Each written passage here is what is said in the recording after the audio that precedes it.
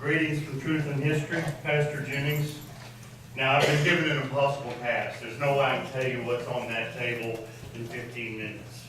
So let me tell you a story about people who are confused about the Bible. You ever run into anybody that's confused about the Bible? Now, Brother Everett, I know you've heard this. And, of course, you being our fearless leader, I'd appreciate it if you laugh when everybody else laughs. Okay? But I think this will help introduce what's out there. But I want to tell you about a church in North Carolina called the Run and Jump Holiness Church.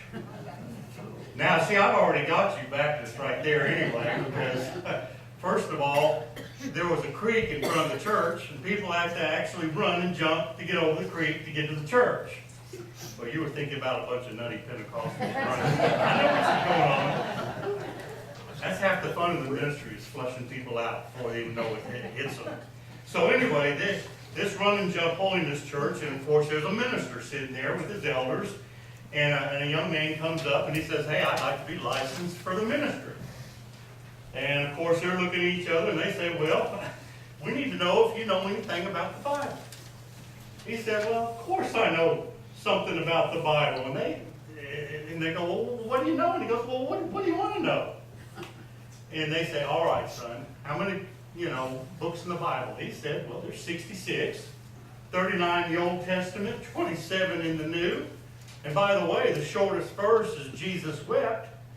And the longest chapter is the 119th Psalm." So they say, "Well, that's good." They say, "Now, son, what's your favorite story in the Bible?" So he thinks, and before he answers, they say, "Now, we want you to tell it to us in your own words." So he says, I got it. It's the story of the Good Samaritan. How many have read that in the Bible? Well, they're sitting back there and they say, "Fine, tell us in your own words." So he kind of perks up and he goes, "Well, there was a man who went down the road from Jerusalem to Jericho. And he fell amongst the thorns that rose right up out of the ground, and they choked him 100-fold. But the Lord was with the man. And along came the Queen of Sheba.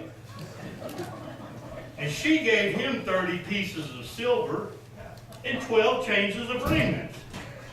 So he goes and buys a chariot, and he drives it furiously all day and all night until he gets his hair caught in the trees. And he hung there all night until his wife came and cut him down. And boy, he fell on stony ground. Now when he got up, he saw a great big cave.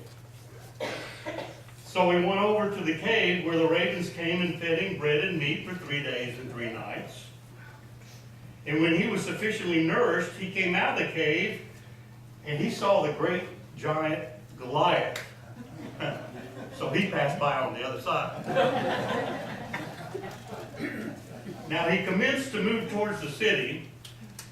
And when he got towards the city, he looked up and he saw Queen Jezebel sitting in a 7-story building. And he said to the brothers, "Fling her down, boys." And they flung her down. And he said, "Fling her down again." And they flung her down 70 times 7.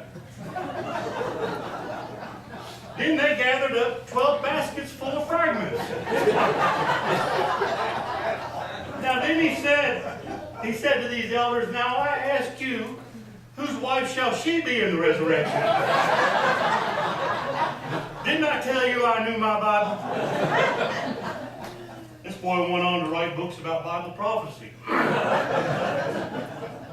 Now, that was funny, but let me tell you something in just a few minutes here, and I think I can explain why my books are on the table and what's going on with Truth and History. In the year 1981, being a young minister, I thought I knew it all. Thought I had it figured out. I could talk prophecy with the best of them. Then I was in North Little Rock, Arkansas, and a man was coming from England who was recognized as probably the greatest teacher of prophecy on the face of the earth at the time. He died 15 days after this meeting, by the way. His name was David Campbell. I dedicated 70 weeks to him. So I said, sure, I'll come. And there were about 30, 40, mostly ministers, maybe up to 50, I don't remember now, on March day. And when he got done with us, in 3 hours, we were in theological shock. We knew we didn't know anything about Bible prophecy. I saw men that had been teaching 30 and 40 years in tears. They were stunned. I was stunned. And I said, by golly, I'm going to find out what meaneth this. So I entered into a journey. I was told of people I'd never heard of in all the books I'd read. And I'd read just about every one of them I get my hands on. I'd never heard of Breton Guinness, these great scholars. Eliot and the Horae Apocalypticae, 4 volumes that thick. It only took me 2 years to read it. And you think, yeah, go take a look at it. But I mean, men now are writing and teaching. I could go on and on and on down the list. And I said, all right, I'm going to find out what's going on. And I literally spent 10 years, brother. I researched for 10 years, and I said, I'm going to find out what these things are so.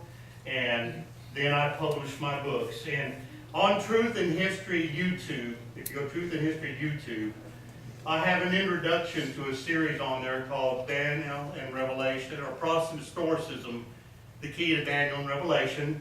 And the opening one is called Setting the Stage for 30 Minutes. And I really tell you in depth what happened to get me to write 70 Weeks in the Present Reign of Jesus Christ, which, by the way, has been going around the world for 25 years in various languages, and I've not seen a refutation of those works ever in print.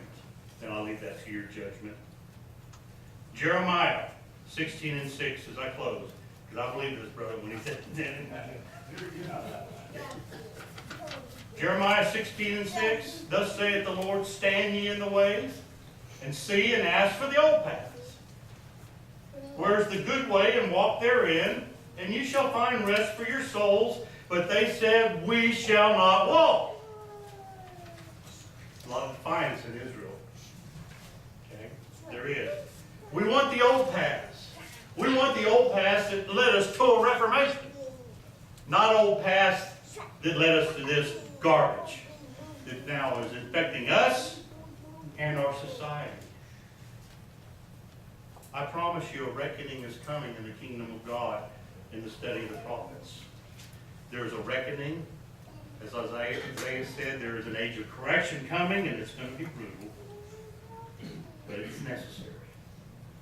Because there's too much at stake. Too many have been destroyed over false interpretation and false teaching of the prophets. Ronald Reagan, I'll leave you with the words. He said, you know, at times, it's not what they don't know that's the problem, brother. But it's what they know that isn't so. So be it. God bless you. Thank you.